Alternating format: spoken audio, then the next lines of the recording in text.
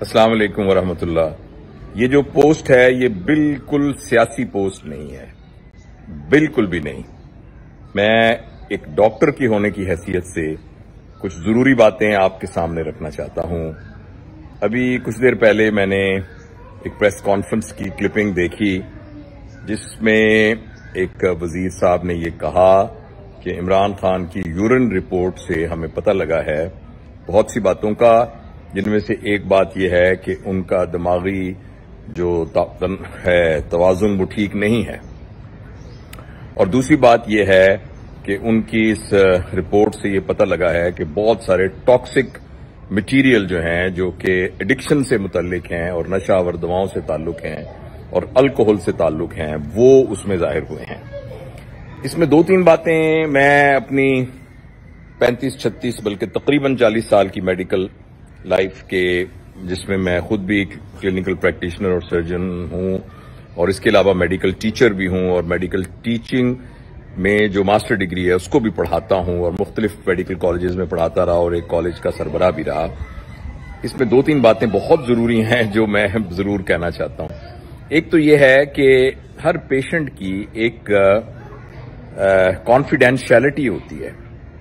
किसी मरीज की कोई भी रिपोर्ट आप इस तरीके से पब्लिक नहीं कर सकते। ऐसा करना उस डॉक्टर का जो प्रोफेशनल कंडक्ट है ये उसको डाउट में ले जाता है। हो सकता है किसी अदालत को इसकी जरूरत हो तो ये रिपोर्ट अदालत में पेश की जाए।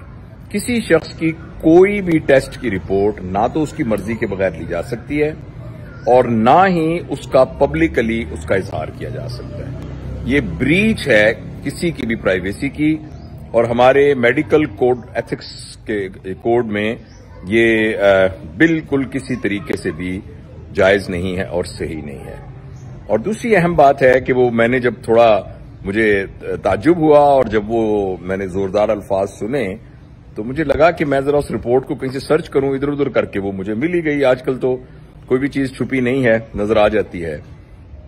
तो उस रिपोर्ट में तो कहीं भी कोई ऐसी बात नहीं लिखी हुई थी।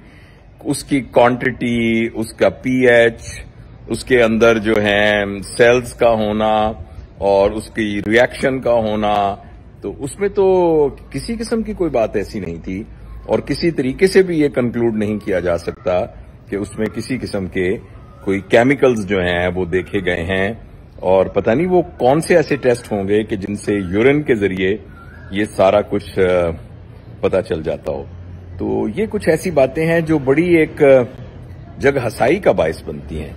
और मैं ये सोचता हूं कि हमारे जो बड़े जो साहिब इक्तदार लोग हैं उन सबको बहुत एहतियात करनी चाहिए कि इस किस्म की बातें जब एक इंटरनेट, और आजकल तो कोई चीज किसी बंद कमरे में तो होती नहीं है, सारी दुनिया को पता लग जाता है।